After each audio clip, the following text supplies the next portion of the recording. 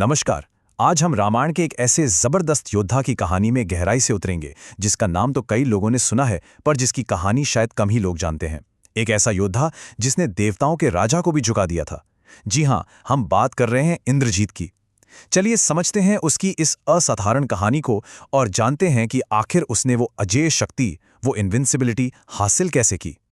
तो सबसे पहले एक बुनियादी सवाल, कोई भी योद्धा, कोई भी वॉरियर सच में अजेय, इनविंसिबल कैसे बन सकता है?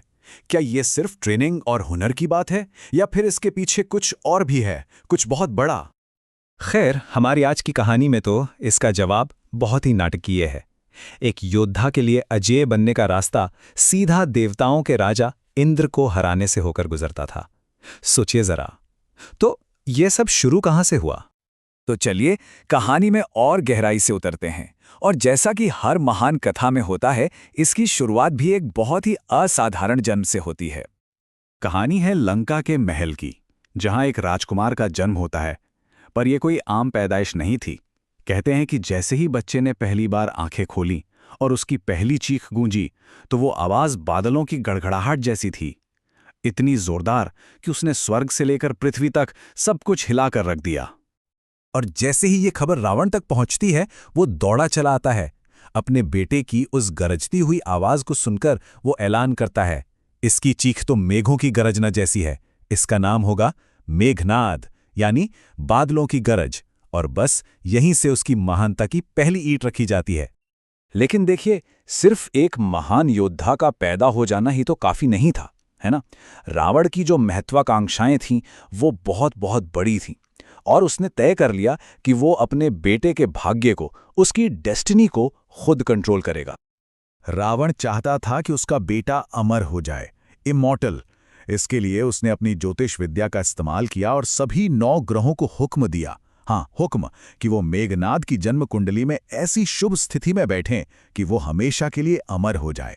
रावण के डर से सारे ग्रह मान भी गए, सिवाय एक के। वो थे शनिदेव। शनिदेव अपनी जगह से 1 इंच नहीं हिले। उन्होंने साफ साफ रावण से कहा, रावण, तुम काल को चुनौती नहीं दे सकते। कोई भी प्राणी भाग्य के लिखे को नहीं बदल सकता। ये कहानी का एक बहुत ही अहम मोड़ था। एक तरफ रावण की जिद और दूसरी तरफ नियति।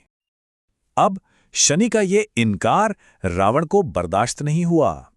वो गुस्से से आग बबूला हो गया और उसने शनिदेव को बंदी बना लिया। उन्हें एक अंधेरी कोठरी में कैद कर दिया। लेकिन तब तक बहुत देर हो चुकी थी। भाग्य की जो छाया पड़नी थी, वो बच्चे की कुंडली पर पहले ही पड़ चुकी थी। ये एक इशारा था कि भाग्य को कैद नहीं किया जा सकता। खैर, समय बीतता गया और मेघनाद धीरे धीरे बड़ा होने लगा, एक महान योद्धा बनने की राह पर। तो चलिए देखते हैं कि उसकी ट्रेनिंग, उसका प्रशिक्षण कैसा था। देखिए, उसकी शिक्षा कोई मामूली नहीं थी। गुरु शुक्राचार्य, जो खुद दैत्यों के गुरु थे, उनके अंडर में मेघनाद ने सिर्फ हथियार चलाना ही नहीं सीखा। उसने जादू, तंत्र मंत्र और ऐसी ऐसी रहस्यमयी कलाओं में महारत हासिल की जिनके बारे में कोई सोच भी नहीं सकता था। कहते हैं उसके पास एक ऐसा दिव्य धनुष था जिसके तीर आग बरसाते थे और पहाड़ों तक को चीर सकते थे। और फिर जब मेघनाद अपनी शक्तियों के शिखर पर था, तब उसे अपनी जिंदगी की सबसे बड़ी परीक्षा का सामना करना पड़ा। एक ऐसी लड़ाई जो इतिहास बदलने वाली थी। हुआ ये कि देवताओं ने रावण के राज को चुनौती दी और फिर मेघनाद अपने अग्नि रथ पर सवार होकर सीधा स्वर्ग पहुंच गया। वहां उसका सामना हुआ देवताओं के राजा इंद्र से। दोनों के बीच एक भयंकर, बहुत ही भयंकर युद्ध हुआ और आखिर में मेघनाद ने इंद्र को हरा दिया। सिर्फ हराया ही नहीं, उन्हें जंजीरों में जकड़ा और बंदी बनाकर लंका ले आया। अब सोचिए, इंद्र की हार से स्वर्ग में क्या हाल हुआ होगा। हाहाकार मच गया। ये इतनी बड़ी, इतनी असाधारण घटना थी कि खुद सृष्टि के रचयिता ब्रह्मा जी को बीच बचाव करने के लिए लंका आना पड़ा। ब्रह्मा जी ने मेघनाद की बहादुरी की तारीफ की और कहा कि वो इंद्र को छोड़ दे। मेघनाद मान तो गया, पर एक शर्त पर। उसकी पहली मांग थी अमरता का वरदान। ब्रह्मा जी ने यह कहकर मना कर दिया कि यह प्रकृति के नियम के खिलाफ है। तो मेघनाद ने अपनी मांग बदली। उसने कहा, ठीक है, अमरता नहीं तो मुझे अजेय होने का वरदान दीजिए, मतलब मुझे कोई हरा न सके। ब्रह्मा जी मान गए, लेकिन इस वरदान के साथ एक बहुत बड़ी शर्त जुड़ी थी।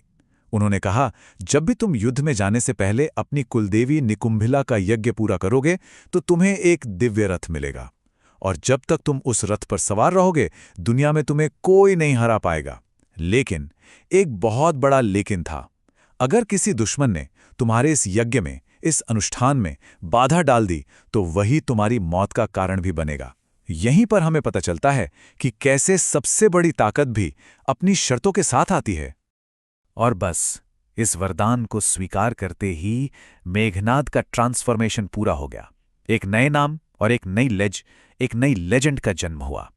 इंद्र पर मिली उस शानदार जीत के सम्मान में मेघनाद को एक नया नाम दिया गया, एक ऐसा नाम जो उसकी सबसे बड़ी उपलब्धि को दिखाता था। इंद्रजीत, मतलब इंद्र पर विजय प्राप्त करने वाला। तो इस तरह जो कभी मेघनाद था वो अब इंद्रजीत बन चुका था, लंका का सबसे ताकतवर रक्षक, एक लगभग अजेय शक्ति।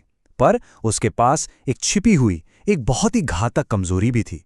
मतलब जो चीज उसकी सबसे बड़ी ताकत थी वही उसकी सबसे बड़ी कमजोरी भी थी, वो पवित्र यज्ञ।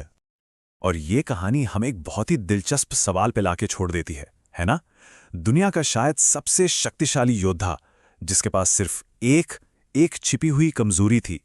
तो सवाल ये है कि आखिर कौन हो सकता था वो जो उसकी इस एक कमजोरी का फायदा उठा पाता? सोचने वाली बात है।